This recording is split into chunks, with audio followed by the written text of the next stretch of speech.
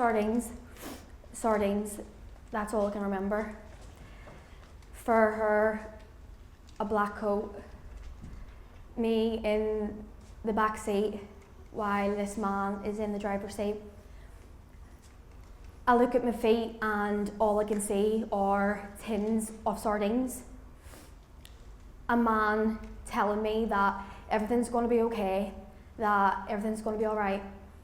Looking out the window and seeing my mummy crying and shouting my name.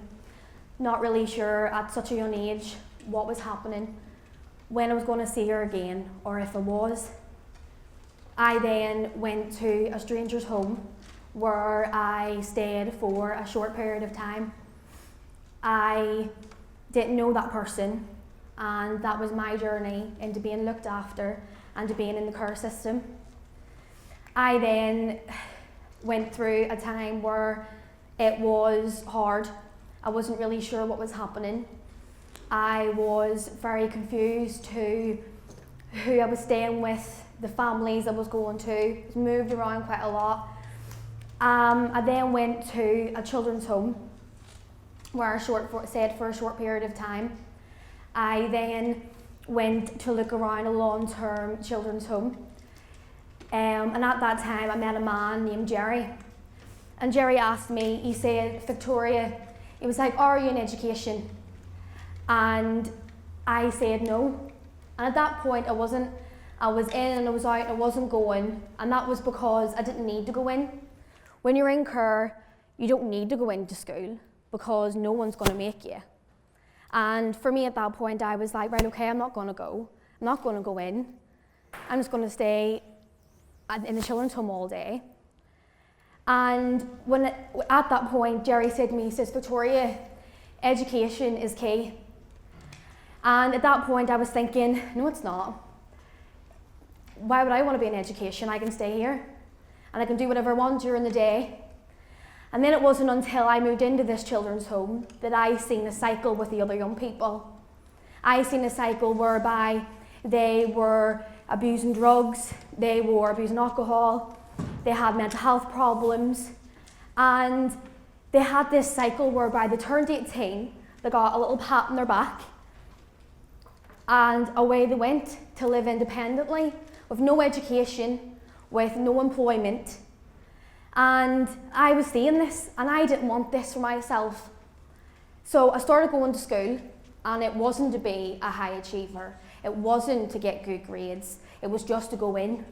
And I was encouraged in this children's home to go into school, but not to be a high achiever, not to sit my GCSEs, just to go, to get me the routine of getting up in the morning. And that is the reality for some young people, just getting them in. It's not about what they're doing when they're in there. That is not important. It's just getting them in, it's giving them that chance to see other young people.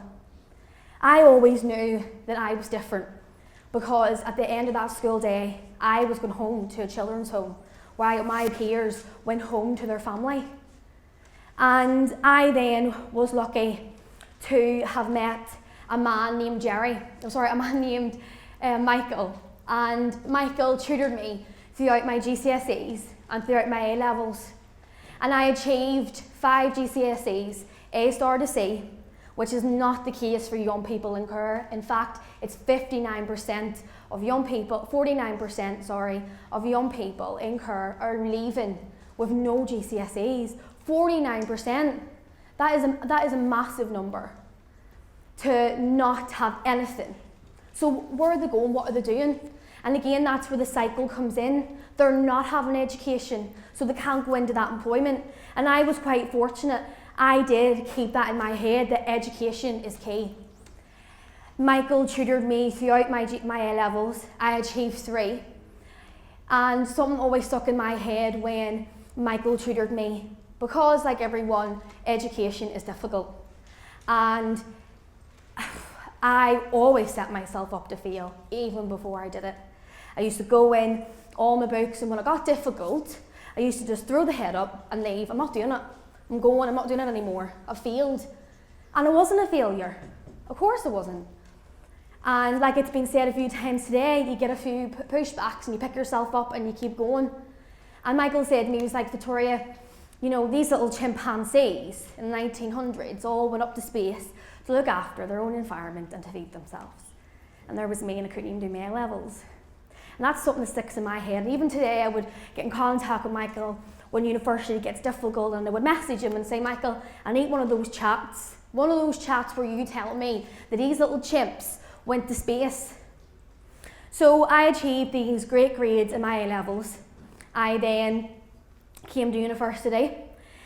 I was more than overwhelmed coming to Bolton.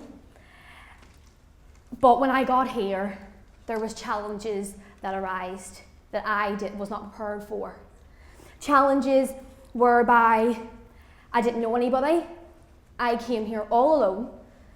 And, you know, for the norm, maybe your parents bring you, but that wasn't my norm, that wasn't my reality. My reality was I turned 18, I got a pat in the back, and I came here. And I got here and I felt a little low. And I came to uni and I was thinking, there's not great opportunities, I'm going to be on my own, and that's not true. University has given me so much opportunity. It's given me opportunities whereby I've been able to be here today. And I never thought for 1 minute I'd be sharing this story with anybody. For me, my peers do not know that I have been looked after. You know, when I came to uni, I thought people went to uni, you know, they're quite snobs, that my kind don't come to uni. People like me don't come to uni, but they do. And for me today, sharing this story, sharing my story, has been it's been a big thing for me, because I've never told anybody anything about me. I guess I've always kind of lived a lie. I've told people mum and dad are back home, because I always thought that I was being judged. But I'm not being judged. You know, I was brought up in a children's home, but I'm proud of where I came from. I am proud. And when I was growing up in school, I always just tell people different things. Sometimes got quite exciting. I used to make up all different little stories. And sometimes I couldn't keep track of them all. But I'm not ashamed anymore. I have grown so much as a person. I'm no longer that little vulnerable child who was in the back of a seat with sardine tins at her feet. I am now a young lady, and I have become a lot stronger. However, there is little problems that do arise when you come to uni, like where do I go at Christmas? Who do you talk to? Who's identified for me to go to? And there isn't really anybody. And maybe that's something universities can do. Maybe we can be identified. And we've got to ask ourselves, why would young people not want this information disclosed? And a lecturer in a university was teaching social work, and he wanted his students to understand what it felt like for young people to have information shared. So he told them all, he said, I want you all to write down in a bit of paper something personal about you. So everybody wrote something down, so it could have been maybe a death you had in your family, something personal. And they wrote it down, and he says, right, I want you to fold it up, and I want you to share it with the person beside, just swap. And everyone at that time was nervous because they didn't know the person sitting beside them. And that was his way of showing that that's what it's like for us, to get information shared, a file, because that's what I was a file. I was information to someone. And that file was shared with one person to the next, a different social worker. And when you come to uni, that might be the chance that person doesn't want that information shared anymore, so they might not disclose themselves. And the stigma behind it as well. You know, being ashamed of maybe where they come from, because people might judge them. But again, they shouldn't be ashamed. You know, only 7% of young people in Kerr make it to university. And I'm one of that 7%. And if I can do it, well, why can't anybody else? And everyone might need a little bit of help on the way. But if anybody is in today who is coming from the same kind of background, or even someone who's watching, you can do it. Because I'm here and I'm living proof. And, you know, we all have a story to tell. But it's about being able to just pick yourself up and to stick at education. Because for me, education saved me.